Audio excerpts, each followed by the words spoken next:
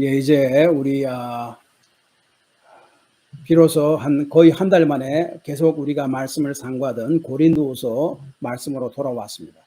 오늘 본문 말씀은 가짜 복음에 대해서 이야기합니다.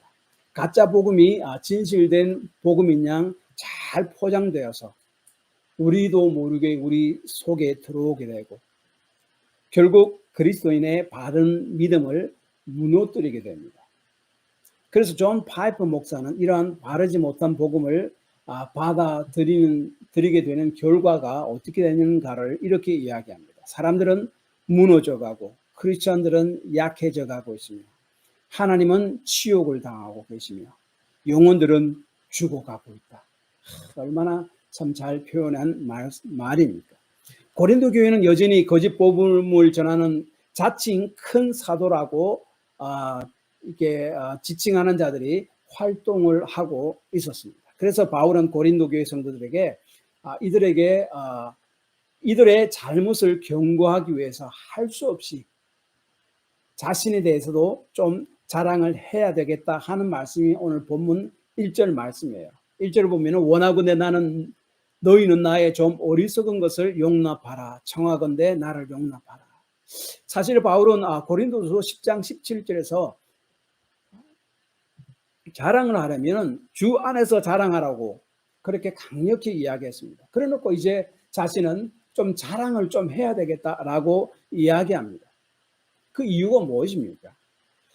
2절에 나와 있는데 사실은 고린도 교회 성도들을 정결한 예수님의 신부로 만들기 위함이다 라고 이야기합니다. 2절에 보면 정결한 처녀로 한 남편인 그리스도께 드리려고 중매를 한다. 자신이 바로 그렇게 한다라고 이야기합니다.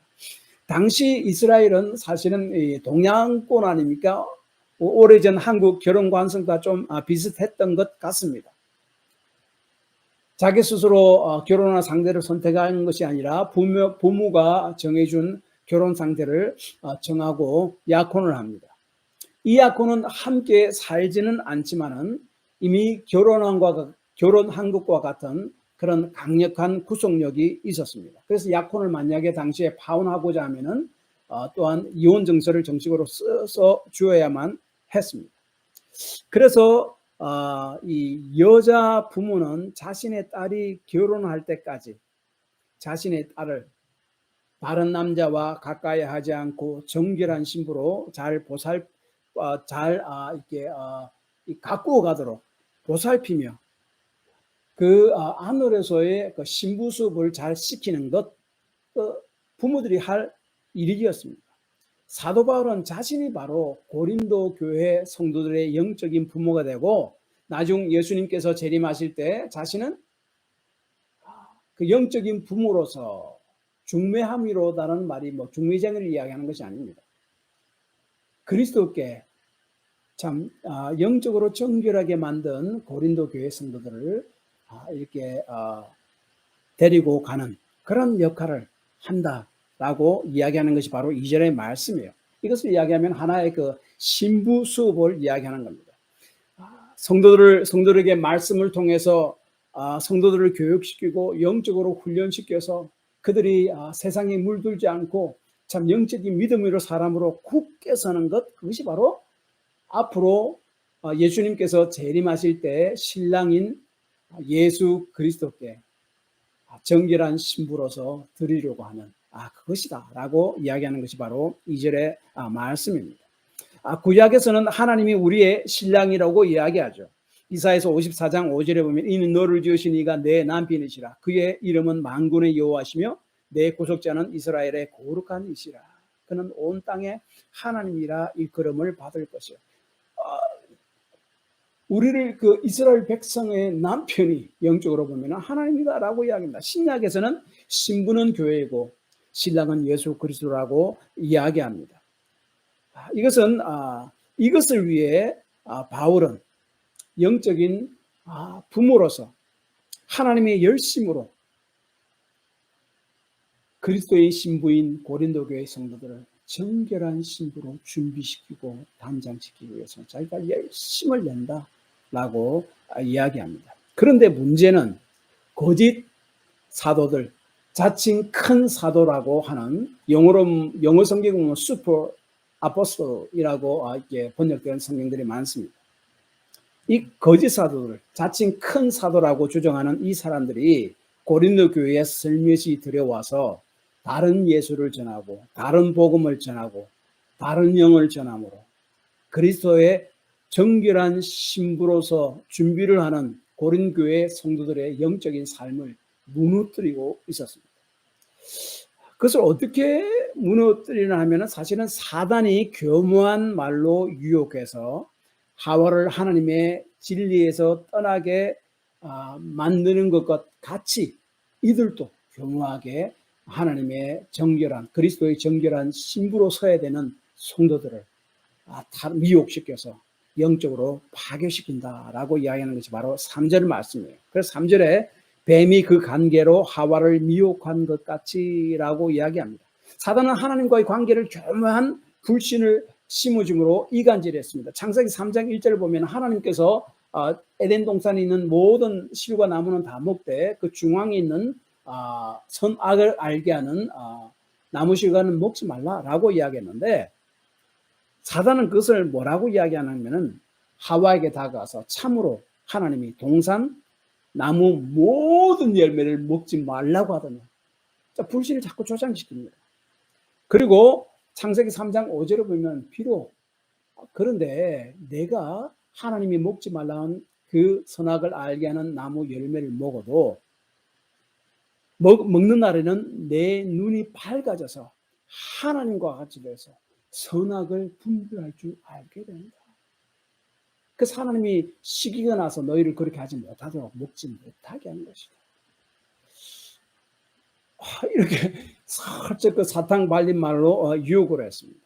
3절 이와 같이 고린도 교회에 들어온 그 거짓 선지자들도 이렇게 아주 부드럽고 사탕 발린 말로 성도들을 유혹해서 정결한 신부로서 자기 자신을 갖춰가야 할 고린도 교회 성도들을 타락시킨다라고 이야기하는 것이 3절 말씀이에요. 그리고 3절 하반절의 말씀 보면은 너희 마음이 그리스도를 향한 진실함과 깨끗함에서 떠나 부패할까 두려워하노라. 이 사단의 유혹을 인해서. 그래서 부패함이란 이 파괴시키다, 유린하다, 폐허로 만들다 하는 그런 헬라어의 뜻이 있습니다. 영적인 부패와 파괴를 가져오게 된다. 결국은 그 잘못된 가르침에 넘어가면은 그리고 진실과 깨끗함이라는 나누어지지 않는 마음을 이야기해요. 누가 정오를 했는데 신부섬을 열심히 하다가 보면 다른 남자를 보고 저 남자가 더 좋겠네? 그 남자에게 모든 관심이 팔리고 그렇게 따라간다면 그것은 잘못된 거잖아요. 마음이 나뉜 거잖아요. 그래서 진실함과 깨끗함이라는 것은 나누어지지 않는 마음, 하나님을 향한 나누어지지 않는 마음, 그것을 이야기합니다. 이렇게 마음이 하나님을 향한 마음에서 이렇게 나눠지도록 영적으로 부패하도록 영적으로 파괴시킨 것이 거짓 사도들 사단의 하나의 그 미혹이다라고 이야기합니다. 어떻게 파괴시킵니까? 어떻게 미혹시킵니까? 4절에 보면은 바른 복음으로 가장해서 다른 예수를 전하고 다른 영을 받게 하고 다른 복음을 받게 하는 것이다 라고 이야기합니다. 4절 만일 누가 가서 우리가 전파하지 아니한 다른 예수를 전파하거나 혹 너희가 받지 아니한 다른 영을 받게 하거나 혹은 너희가 받지 아니한 다른 복음을 받게 할 때에는 너희가 잘 용납하는구나. 다른 예수, 다른 영, 예수를 믿으면 성령께서 임하잖아요. 다른 영이에요. 그 다음에 다른 복음이에요. 그리고 13절, 15절을 보면은 이 거짓 사도들, 자칭 큰 사도들이라고 주장하는 이들은 가장하는데 아주 천재라고 3절에 세 번씩이나 이야기합니다. 자신을 그리스도의 사도로 가장하고 광명의 천사라고 가장하고 의의 일꾼으로 가장한다라고 이야기합니다. 이 가장한다는 그 헬라어 단어는요, 재미있는 것이 빌립보서 3장 21절에 보면은 변화시키다라는 단어와 같은 말이에요. 나중에 예수 그리스도께서 오실 때 우리를 다시 부활시켜서 참 완전한 참 부활의 몸으로 변화시킬 것이다 할 때 쓰인 부활의 능력을 이야기할 때 쓰인 단어가 바로 이게 변화시키다, 혹은 오늘 본문의 가장이라는 말이에요.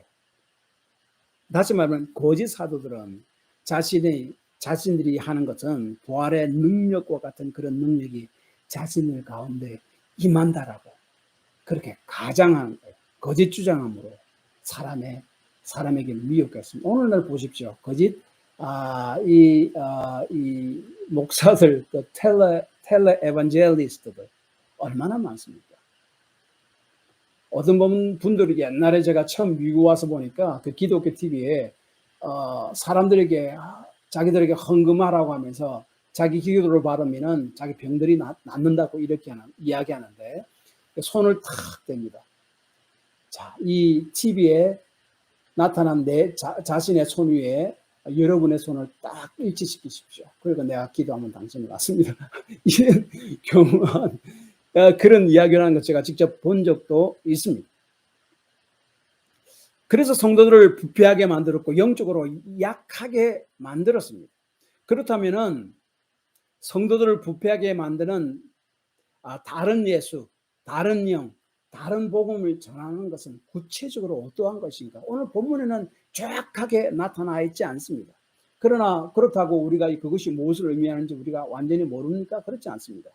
알 수는 있습니다. 그런데 먼저 우리가 생각해야 될 것은 본문에서 말하는 것은 다른 예수, 다른 영, 다른 복음이라는 것은 사도 바울이 갈라디아서에서 강조하는 율법주의를 말하는 것은 아닙니다. 예를 들어서 갈라디아서 1장 8절에 보면 그러나 우리나 혹은 하늘로서부터 온 천사라도 우리가 너에게 전한 복음 외에 다른 복음을 전하면 저주를 받을지어라. 다시 말하면 할례를 행하고 율법을 지킴으로 구원받는다고 말하는 것, 그것을 다른 복음이다, 이렇게 갈라디아서 이야기합니다. 그런데 이 고린도서 본문에서 이야기하는 것은 그 할례를 행하고 율법을 행해야만이 구원받는다라고 주장하는 것, 그것을 다른 복음이다, 다른 예수를 전하는 것이다라고 이야기하고 있지 않습니다. 왜냐하면 오늘 본문을 보면은 할례를 행하는 것, 율법을 지킴에 대한 그런 이야기를 하나도 이야기하고 있지 않기 때문에 그렇습니다. 고린도서 전체를 봐서 그렇습니다. 그렇다면은 이 본문에서 말하는 다른 메시지는 뭡니까? 물론 예수님 메시지와 다른 메시지고, 자신이 예수님으로부터 받은 메시지, 그것을 전하는 메시지와 다른 메시지를 이야기합니다. 바울이 전하는 메시지가 뭡니까? 예수를 믿으면 모든 병이 낫고 기적이 일어나며 고난도 없고 잘되고 부하게 될 것이다 하는 메시지가 아니에요. 이 땅에는 삶에는 고난이 있다, 분명히 있다. 그러나 그것을 통해서 복음이 더욱더 힘있게 전파가 된다. 그것이 바로 고린도서 4장 10절 11절 말씀이에요. 우리 살아있는 자가 항상 예수를 위하여 죽음에 넘겨지면 예수의 생명이 또한 우리 죽을 육체에 나타나게 하라 함이라. 그런즉 사망은 우리 안에서 역사하고 생명은 너희 안에서 역사한다. 자기 자신의 고난을 통한 복음을 증거를 통해서 사람들이 예수를 믿고 생명을 얻게 된다. 고난을 통한 복음이 증거된다는 말이에요. 그리고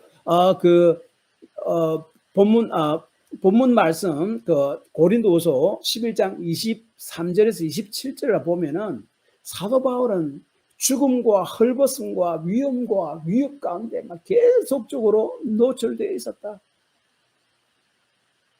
예수를 믿으면 고난이 다 면제가 되고 없어지고 모든 것이 다 잘 되어져 가고, 고난은 무조건 사단이 주는 것으로 생각해서 그것을 사단을 꾸짖듯 고난을 향해 꾸짖는 그것은 정말로 잘못된 복음을 받아들인 까닭이다라고 이야기하는 거예요. 거짓 사도들의 주장은 한마디로 이야기하면은 예수를 믿으면 고난이 없이 믿음으로 하나님의 능력이 나타나고 모든 것이 잘 되게 되었다, 그것을 이야기합니다. 그래서 그 자칭 슈퍼 아포스톨, 큰 사도라고 주장하는 그 거짓 사도들은요, 그 설교를 할 때 말을 정말로 유창하게 잘했습니다. 그래서 사람들을 감동시키고 휘어잡는 아주 뛰어난 연설가였습니다. 그들은 또한 유명한 사람들의 추천서도 가지고 있었습니다. 왜냐하면 각 지역을 순회하면서 막 설교를 하고 그래서 그들로부터 헌금을 받아서 생활하고 하는 그런 사람들이기 때문에 그렇습니다. 그리고 이들은 또한 유력한 가문의 사람들이었고 좋은 학력도 가지고 있었고 자신이 설교를 아주 유창하게 잘하기 때문에 사람들이 맞는 좋아하는 설교를 잘하기 때문에 그를 따르는 많은 사람들도 있었습니다. 그래서 그들에게 많은 헌금도 있고 그 사람은 그들은 아주 부유했습니다. 그래서 당시에는요, 돈을 많이 버는 설교자는 유능한 설교자이고 하나님이 인정하시는 설교자다라는 생각이 사람들이 다 보편적으로 가지고 있었습니다. 그래서 이 자칭 큰 사도라고 일컫는 이 거짓 사도들도 그것을 너무너무 뻔뻔스럽게 자랑하는 것, 고린도후서에 계속 나타나고 있습니다. 그런데 7절을 보면은 사도 바울은 이렇게 이야기합니다. 내가 너희를 높이려고 나를 낮추어 하나님의 복음을 값없이 너에게 전함으로 죄를 지었느냐. 사도 바울은 사실은 경제적으로 굉장히 힘들게 사역을 했습니다. 사역을 할 때 고린도 교회 성도들로부터 사례를 받지 않았습니다. 그래서 스스로 천막 만드는 일을 하면서 사역비를 충당했고 또한 마게도니아 교회 성도들이 헌금한 것을 가지고 자기 생활비와 사역비를 충당했습니다. 그것이 바로 8절 9절 말씀입니다. 이렇게 한 것은 바울은 당시 돈을 받고 사람들이 좋아하는 메시지만 전하려는 그런 자칭 큰 사도, 거짓 사도와 자신을 스스로 구별하고 차별하기 위해서입니다. 왜냐하면 당시에는 사람들이 정말로 좋아하는 설교를 하면 헌금을 많이 하고 그래서 그 사람들이 헌금을 더 많이 가져가고 그래서 그 사람들을 부유해 줬습니다. 그 부유한 사람들은 능력 있는 사람이고 하나님의 위대한 종으로 나는 그런 인식이 있습니다. 여러분도 오늘도 그 비슷한 것 여러분 아십니까? 큰 교회 목사를 보면은 아주 막 굉장히 위대한 듯이 이렇게 하지만은 작은 교회 목사를 보면은 아주 우습게 대하는 것 여러분은 많이 보지 않습니까? 그래서 이 12절에 그래서 사도 바울은요, 자기 자신은 그런 사람들과 나는 차별하기 위해서 나는 돈을 받지 않는다, 사례를 받지 않는다는 거예요. 그래 값없이 내가 너희들에게 복음을 전한다. 나는 그들과 다른 사람들이다. 그것을 이야기합니다. 그래서 12절에 나는 내가 해온 그대로 앞으로도 하리니 기회를 찾는 자들이 그 자랑하는 일로 우리와 같이 인정받으려는 그 기회를 끊으려 함이라.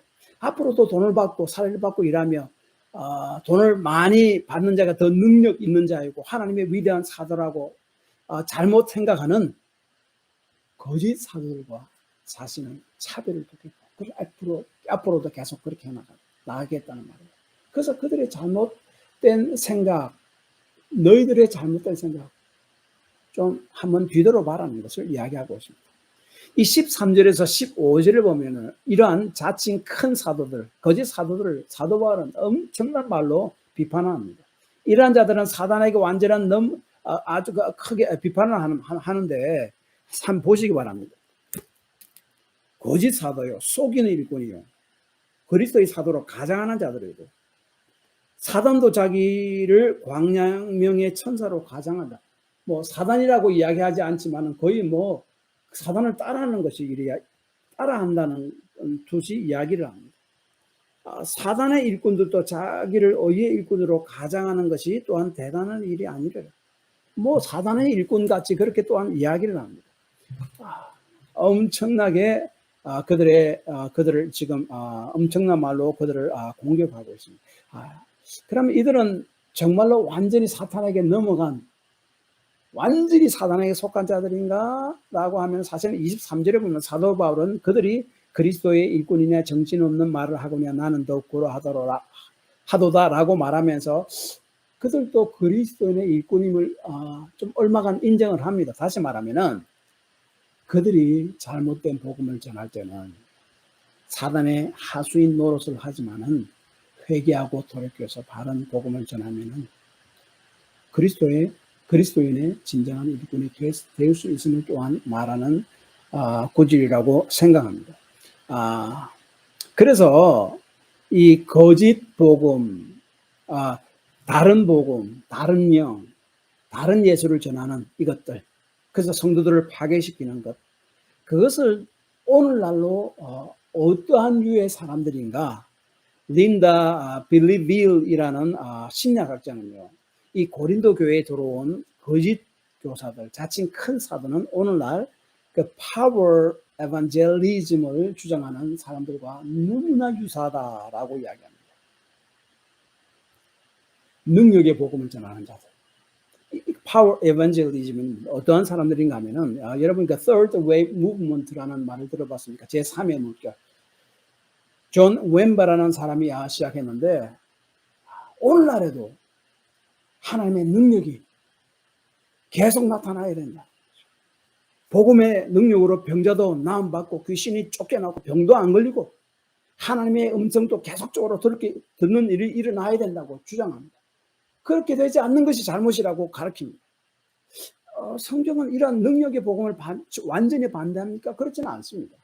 고린도전서 12장 12절에 보면 사도 바울도 복음을 전할 때 하나님의 능력이 나타났었다라고 이야기하고 따라온다고 이야기합니다. 내 말과 내 전도함이 설득력 있는 지혜로 말하지 아니하고 다만 성령의 나타남과 능력으로 하여.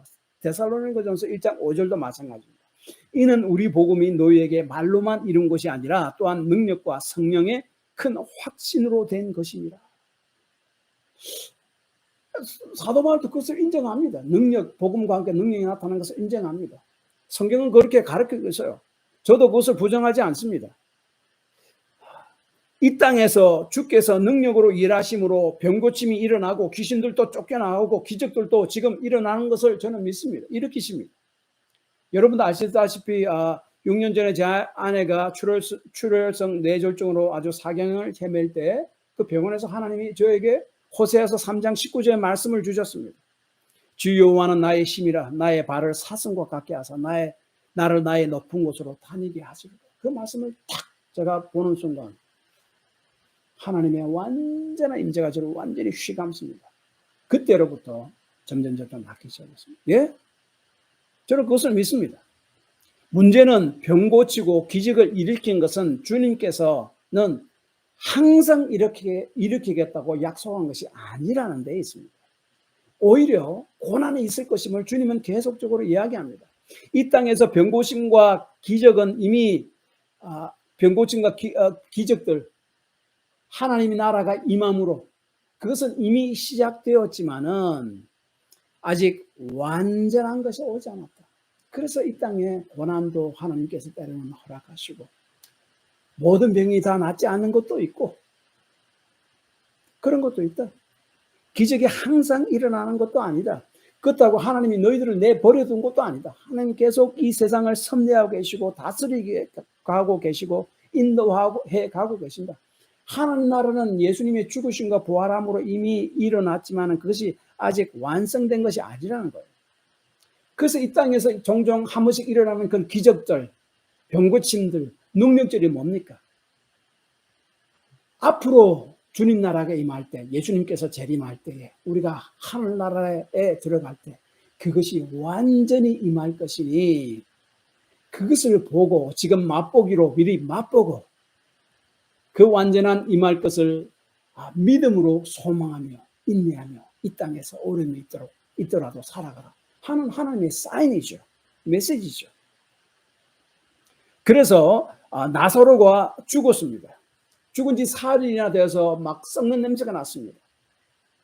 그때 예수님께서 나사로의 무덤 앞에 가서 나사로를 다시 살리는 기적을 행하시기 전에 뭐라고 말씀하셨는가 하면 요한복음 11장 25절 26절 이렇게 이야기하십니다.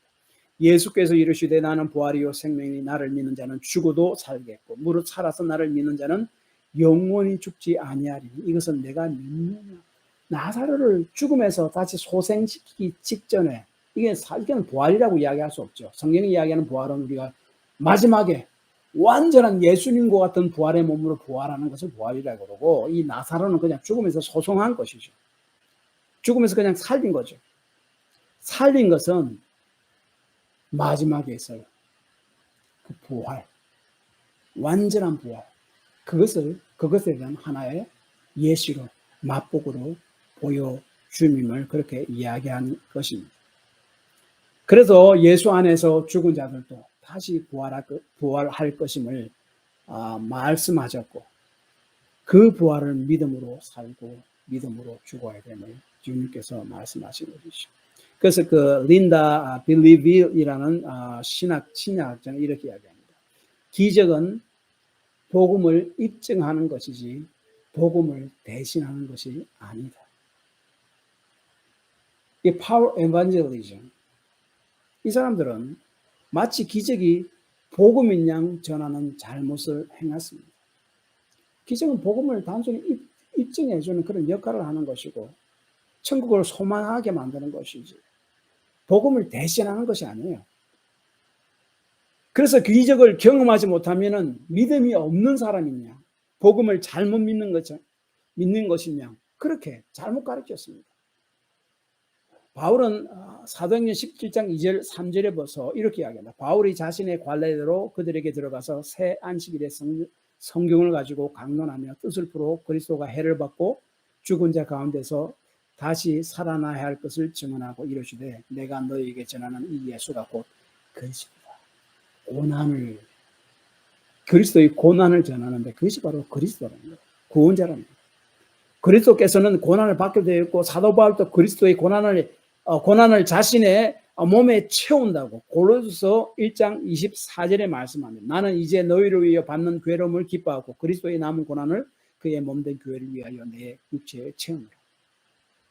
그래서 다른 예수를 전하고 다른 영을 전하고 다른 복음을 전하는 이것은 뭔가 하면 오늘날 이야기하는 그 파워 에반젤리즘, 능력의 복음. 그래서 이 하나님의 기적들이 지금 다 나타나는데 나타나지 않는 것은 복음을 바로 믿지 못했고 그 믿음이 없기 때문이라고만 주장하는 그 잘못된 복음을 전하는 거짓 복음이라고 말할 수가 있습니다. 또 한 가지 다른 예수를 전하고 다른 복음을 전하고 다른 영을 전하는 것은 오늘날 우리가 흔히 이야기하는 번영 복음이라고도 이야기할 수 있습니다. 왜냐하면 당시 그 자칭 큰 사도들, 거짓 사도들, 고린도 교회에 활동하던 그 사람들이 주장하는 것과 오늘날 번영 복음을 주장하는 사람들의 주장과 굉장히 비슷합니다.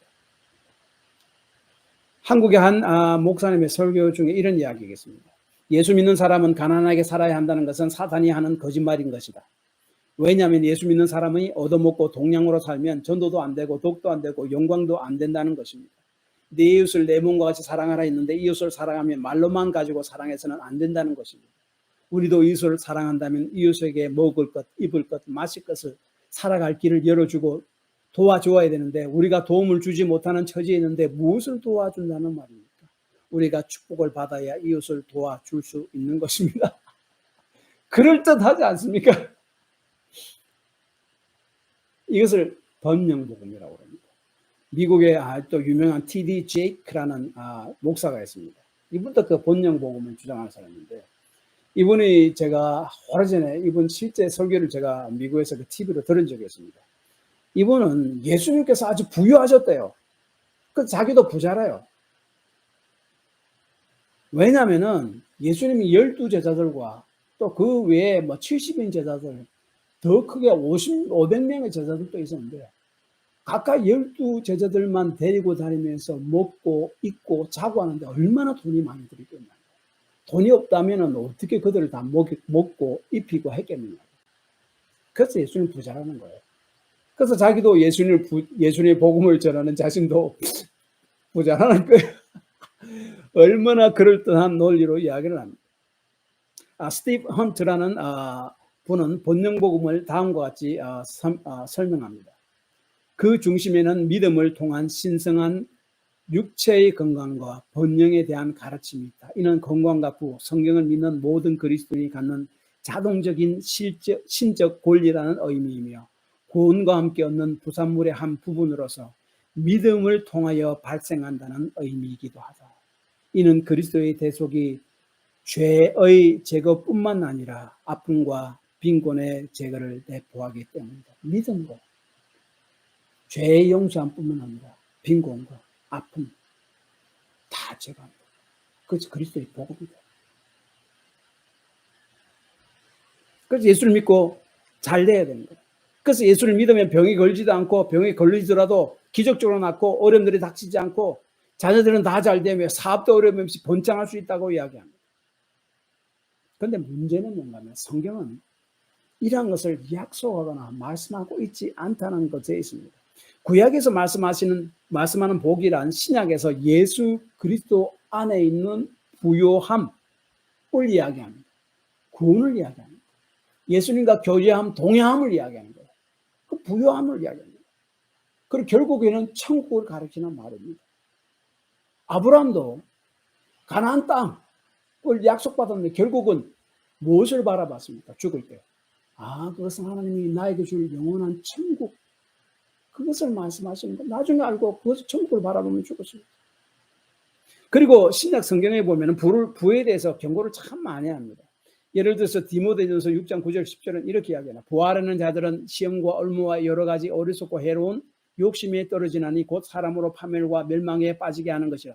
돈을 사랑함이 일만하게 뿌리가 되느니 이것을 탐내는 자들은 미혹을 받아 믿음에서 떠나 많은 근심으로 자기를 찌르다. 돈을 사랑하는 것. 돈은 벌지 말라는 말은 사실은 아니에요. 사랑해서 그것을 위해서 모든 것을 다 투자하는 것. 일만하게 뿌리게 되고 결국 그것이 바로 비수가 돼서 자기를 찌를 것이다. 돈 조심해라. 경고하고 있죠. 그리고 또한 성경은 이 땅에서 고난 우리 있다. 그것은 주님의 능력을 경험하게 되고 우리를 정결하게 만드는 역할을 한다라고 이야기합니다. 고린도전서 4장 16절 수없이 많지만 한 가지입니다. 그러므로 우리가 낙심하지 아니하노니 우리의 겉사람은 낡아지나 우리의 속사람은 날로 새로워지도다. 고난을 통해서 자신의 속사람이 영적으로 더욱더 새롭게 된다는 거예요. 그래서 정결한 주님의 신부로서 준비를 하게 된다는 그 이야기예요. 우리 주에도 보십시오. 예수를 잘 알지 못하고 고난이 없었다면은 예수를 잘 알지 못하고 예수를 믿지 못하는 사람, 고난을 통해서 예수를 더 깊이 알게 되고 참 예수를 믿게 되는 그런 사람들이 많이 있지 않습니까? 제 동생이라고 부르는 제 친구 또 동생 한국에 있습니다. 한국에 그 장로로 있습니다. 근데 처음에 예수를 믿게 된 계기가 자기 어머니의 암이에요. 위암 말기였습니다. 그 곧 살려달라고 하나님께 온 가족이 다 왔습니다. 열심히 기도했습니다. 어머니는 결국 돌아가셨어요. 예수를 믿고 돌아가셨습니다. 근데 그 결과로 온 가족이 예수를 다 믿고 그 막내는 지금 또 장로가 되었잖아요.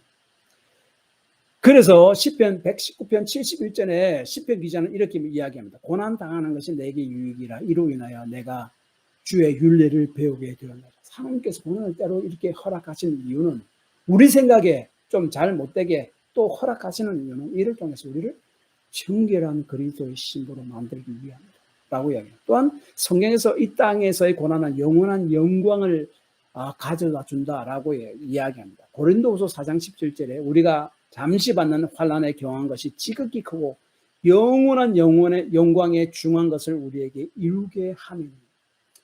이 성경이 강조하는 것은 이 땅의 삶 중요하다. 강조합니다. 무시하는 것이 아닙니다. 그러나 이 땅의 삶만이 전부가 아니다 하는 것을 또 강조합니다. 이 땅의 것은 temporary, 일시적인 것이다. 그러므로 영원한 천국의 영광을 바라보고 살아라. 히브리서 11장 믿음의 장, 믿음의 사람들, 아브라함, 사라, 야곱, 요셉 전부 다 가나안 땅을 약속을 받았지만 그것이 결국 하늘의 영원한 유산인 천국을 바라보게 하기 위한, 천국의 영광을 바라보기 위한 하기 위한 하나님의 계획과 생각이었다는 것을 나중에 깨닫게 되죠.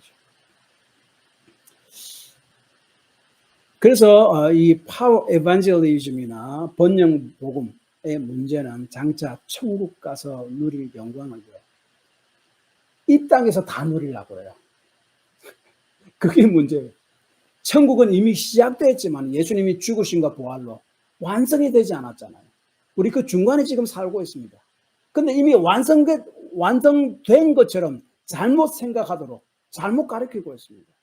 그래서 그 천국 가서 누릴 영광은 이 땅에서 다 누리도록 사람들에게 잘못 가르치고 있어요. 그래서 자신이 병에 걸리거나 기도해도 낫지 않으면요, 막 스스로 절망하죠. 모든 것은 믿음 있는 사람들은 하나님께 돌리지 않고 내 탓으로 돌리죠. 나의 믿음이 약해서 그렇다. 그래서 그것을 번영복음이나 뭐 이렇게 파워 이반젤리즘을 전파하는 이 사람들은요, 자기는 기도만 낫습니다, 기도하면 잘 됩니다 라고 했는데 안 난 사람이 막 있잖아요. 뭐라고 이야기합니까? 여러분의 믿음의 문제입니다. That's it. 그 사람들은 자기 탓만 하고 있어요. 물론 믿음이 연약해서 그것이 이루어지지 않는 경우도 많습니다. 그러나 모든 것이 그것만이 아니라는 거죠. 그래서 우리의 뭐 병이 낫지 않고 뭐 잘못되고 이런 것들은 모든 것의 믿음의 문제가 아니라 우리 죄를 회개하지 않았을 수도 있고, 그래서 회개하는 사인일 수도 있고, 우리를 예수 그리스도의 정결한 신부로 훈련시키기 위한 그런 하나님의 계획이 들어있을 수도 있고, 영원한 천국의 영광을 바라보게 하는 그런 하나님의 계획일 수도 있습니다. 다 포함이 돼요. 그런 것들은 싹둑 다 잘라버리고 자기들이 원하는, 사람들이 원하는 그것만 준다는 것은 잘못된 것이라는 거죠. 그 사람들로부터 바른 믿음을 가지고 살도록 하지 못하게 만듭니다. 천국은 이미와 아직 사이에 있습니다. 예수님이 죽으심과 부활로 천국은 이미 우리에게 와 있지만 완전한 것은 아닙니다. 그래서 이 땅에서 천국에 가서 누릴 그 영광과 능력들, 때때로 경험합니다. 하나님의 기적의 역사가 이 땅에서 일어납니다. 그 기적과 능력들을 하나님이 베풀어 주시는 것은 결국 천국에 가서 너희들이 그것을 완전히 누릴 것이다. 그러나 이미 천국은 시작됐지만 아직 완성 단계는 아닙니다. 너희 그 중간에 살고 있다. 그러므로 그 중간에 살고 있는 너희들 여러 가지 고난과 어려움이 당하더라도 너희들이 내가 때때로 너에게 이렇게 경험하게 해준 그런 영광, 기적, 능력을 보고 그것이 분명히 있다는 것을 믿고 나에게 온다는 것을 믿고 이 땅에서 인내하며 믿음으로 살아나가라. 하나님의 위로죠. 누가복음 9장에 보면 베드로와 요한, 야고보, 예수님과 함께 산에 올라갑니다. 예수님 갑자기 변화됩니다. 엘리야와 모세도 만납니다. 그 천국을 경험한 거죠. 그때 베드로는 그 천국을 경험해서 그 천국이 너무나 황홀했습니다. 그 산 밑에 두고 온 자기 가족들 안위, 뭐 먹이 살릴 이 생각도 싹 없어져 버렸습니다. 너무나 황홀해서. 그래서 주님, 이곳에 초막을 짓고 그냥 삽시다. 저는 살겠습니다. 근데 예수님은 아니다 하면서 다시 돌려보내죠. 그럼 왜 그러한 천국의 영광을 베드로, 요한과 야고보에게 경험하게 했습니다. 그것은 이 땅에 살 동안 여러 가지 어려움과 고난들이 있을 수 있다. 왜냐하면 천국은 이미 시작됐지만 아직 완성이 되지 않은 그때 너희가 지금 살고 있다. 그때 고난과 어려움들이 있을 수도 있다. 하나님의 계획, 하나님의 그런 생각과 뜻에 인해서 고난도 허락하실 수도 있다. 그때 그런 어려움이 와도 믿음으로 인내하며 이 천국의 경험을 생각하며 그 천국의 영광이 나를 기다리고 있다는 것을 생각하며 인내하며 끝까지 믿음으로 살아가라 하는 그 메시지.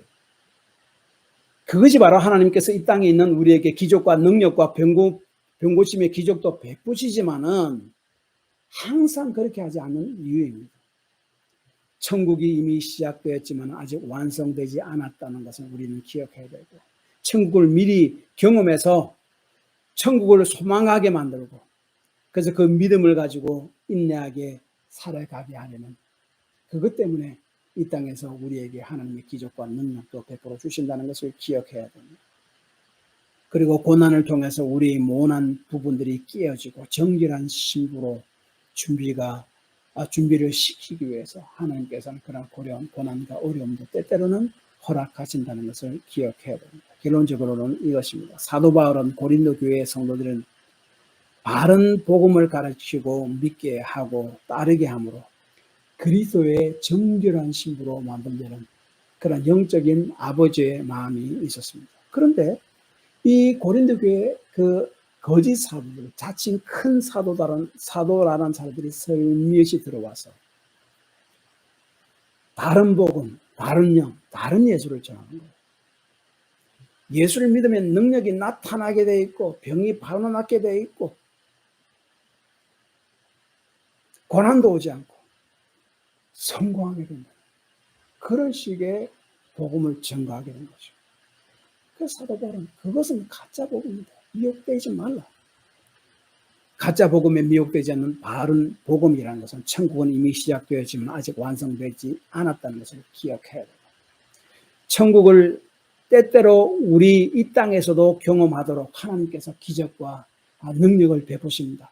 그것은 천국을 소망하게 해서 믿음을 가지고 인내로 살아가게 하는 것이고 고난을 통해서 우리의 모난 부분들이 깨어지고 정결한 예수님의 신부로 준비를 시키기 위한 하나님의 허락이라는 것을 기억해라. 그러므로 그런 거짓 사도들의 그 꿀발린 복음을 멀리하라. 경고하는 것이 오늘 본문의 말씀입니다. 기도합시다. 오늘 본문 말씀을 통해서 우리가 스스로를 한번 뒤돌아보기 바랍니다. 예, 사실은 저도 굉장히 어렵고 힘들고 고난을 당할 때에 저도 위로의 말씀을 저도 막 찾아요. 그래서 제가 때때로 내가 너무 좀 부정적인 말씀만 전하는 것이 아닌가 하는 생각도 한번 제 자신도 돌아보고 성도에게 좀 힘이 되는 위로의 말씀도 좀 잘 전해야 되겠다라고 생각도 합니다. 그런데 문제는 하나님의 말씀을 곡해하는 것이 문제예요. 고난을 잘 견디고 인내하고 나가라는 말씀이 있다면 그것을 전해야 되고 또 위로해 주는 말씀이 있다면 그것을 붙들어야 되고 죄를 회개하라는 그 말씀이 있다면 죄에 대한 회개를 가르쳐야 되고 그래서 복음이죠. 바른 복음이죠. 그래서 우리가 기도하는 하나님, 제가 참 주님을 따라가는 데 있어서 여러 가지 어려움들, 고난들 있더라도 이것을 통해서 하나님이 나에게 무엇을 깨닫기를 원하시는가 깊이 생각하고 믿음으로 우리의 삶을 끝까지 인내를 가지고 살아가게 하옵소서. 기도하시고